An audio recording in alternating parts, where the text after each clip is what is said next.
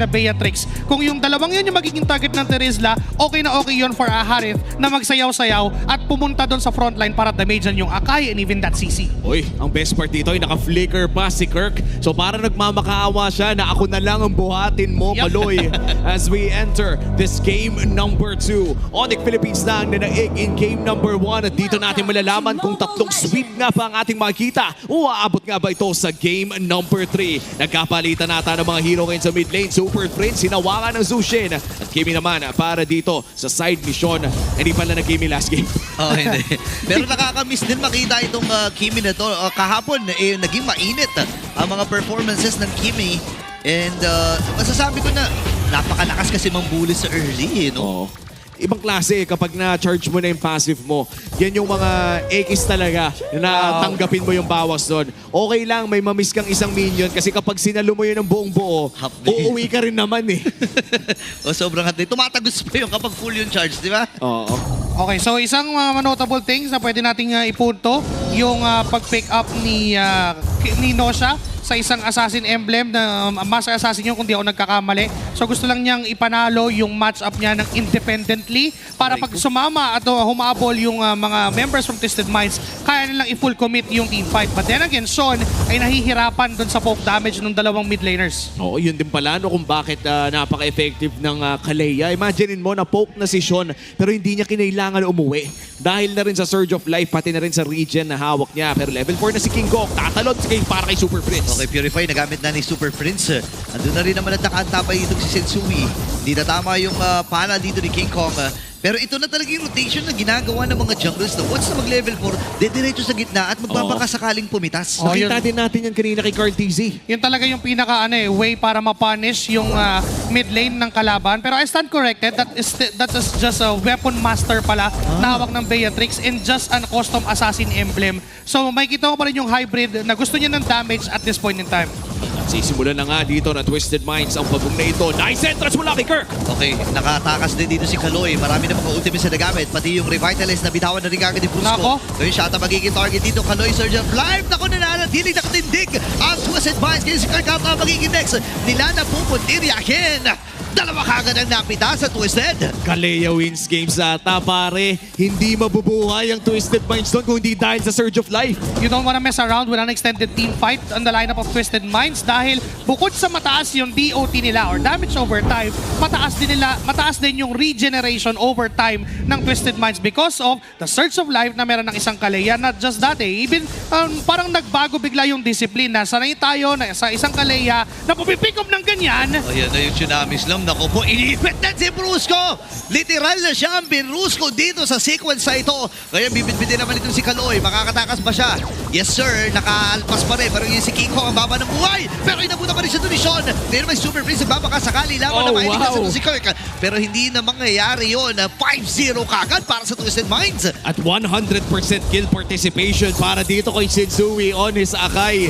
May pinapakita, may pinapatunayan si Sensui dito. Sasabihin ko pa lang sana kanina na may switch yung Twisted Minds. It's either they go for the engage or they go for the counter. Dahil din sa regeneration na bigay o yung heal na bigay nung passive ng isang Kalea. And not just that, even yung Akai ni Sensui, yung patience niya sa paggamit ng heavy spin, so strategical to a point na hanggang dulo iniipit niya hanggang sa pinakakailangan. But then again, Nosha ay mukhang maiipit. Wala na siyang dash yun na nagamit na rin yung Purify. Ay, yung Flaker pala. No siya again. Naku, napitas at least may bawi ng Onyx. Nanggigil doon kay Kelra. Alam niyang lamang na siya. Alam niyang kaya niyang lumaban. Pero parang nakalimutan niya na may mga umaaligid na miyembro ng Super Family. Those are minimal mistakes na kailangan iwasan ng Twisted Minds. They don't have to really be that aggressive, lalong-lalo na sa lane ni Nosha. And looking at this, rank number 1, 41 out of 63. Wow. At kung number 1 sa Granger si Oheb, number 1 naman sa Harith si Kelra, number 1 sa Lancelot si Carl TC, at number 1 sa Fredrin si Sensui. Apat na number 1 yun. Parang enting kabisote na yun eh. Number 1. Wait lang ha. Tingnan natin kung ano ba magaganap dito kasi hindi number 1 to, number 2 turtle na ang ating pag-aagawan. Sensui ngayon, Doris ilalapag Pathway. ni Doris Pathway para dito kay Brusco. Bibit-bitin ito si Lansu. Gagamitin yung kanyang vengeance. Ngayon si King, stack 1 na ni Sensui. Yung pag-uong at Ipit si Kirk! ipit pa si Kirk. Pero buti na lang ay nakapag-flicker siya. Ngayon sinosila ako na Wow! kill. Pero may follow-up din pala. Dito ang Twisted Minds. Ang agad 2 kill na naman at naidagdag para sa kanila. Sa pilitang niyakap doon si Kirk, 0-3-0 right now. Sensui playing one of the best games of this Akai in this season. 7 out of 7 kills. Apektado sa kanya. Tsaka yung layer nila, I mean, naipit si Kirk doon sa heavy spin ni Sensui. Tapos, inipit pa nila yung Tsunami Slam na magbumula kay Kaloy up to that last moment na kung saan nakatakas si Kirk pero sabi ni Kaloy, hindi ka makakatakas. Nakakatakot naman kasi, no? When you are looking at Kaloy, pati na rin si Sensui, parang pag nagkamali ka ng tapak, yung tipong medyo napaaga ka lang ng dating, ay talagang makakapitalize yung ganong klaseng mistake. Ang hirap pa naman nito kasi lalo na naka-Yishin Shin sila and yung Yishin Shin kasi umaasa yan sa mga early spikes eh. And ngayon medyo babagal iyon at aasa na lang dito ang Onyx Philippines doon kay Kelra na hindi pa naman napapunish ngayon and matino din naman yung kanyang gold na nahahawakan. Late game is real talaga para dito sa Onyx Philippines. At ang kagandahan nga nito, katulad na lamang ng nabanggit ninyo, ay may wave clear naman sila. Hawak naman nila yung Zushin ito. Kasabayan na rin dito si Kelra na may hawak na Hareth. So kahit pa paano ay kaya talaga nilang tumunaw ng mga Lord. Pero in terms of wave clear, Bellatrix kasi ito eh. Ang bilis niya Oo. Tsaka yun yung naging compensation ng Twisted Minds doon sa fact na kapag naka-utility jungle ka, kailangan hyper carry yung gold lane mo. Pero dahil hindi lang isa yung pwede maging hyper carry for the side of Twisted Minds, it could be Sean to the mid lane, ay masasagot yung problema na pag namatay yung Bellatrix, wala na silang damage. Nandyan pa si Sean. And for Onyx Philippines to matter, kailangan yung dalawa yung mamamatay para maghari bigla yung lineup na meron ng Onyx Philippines when it comes to those mini skirmishes and team fights. Kaso nga lang, ang value din kasi ng YSS, kailangan mo ng freedom of movement doon sa mga clashes. Unfortunately, for King Kong, wala siyang freedom of movement. This is still an Akai na pag dumikit ka, tatalsik ka lang bigla, meron ka pang Kimi na iiwasan, meron ka pang Kalaya na iiwasan. Ang dami mong i-consider. Oo, ang hirap din kasing iwasan na Akai kasi hinahabol ka eh.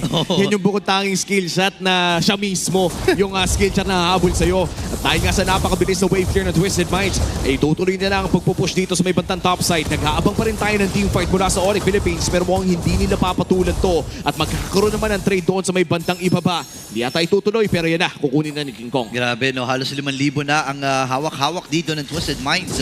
At hanggang ngayon, pinipilit pa rin humabol ni King Kong. At least, nakabasag sila at nagkaroon ng konting trade doon sa may bandang ibaba. Kumbaga pamatay sunog no, para sa kanilang pupunan. Baga alam ng Onyx Philippines na hindi pa nila kaya at the moment. So therefore, kailangan nilang pabagalin yung tempo by not engaging into team fights and just keep on getting trades doon sa offside ng mapa.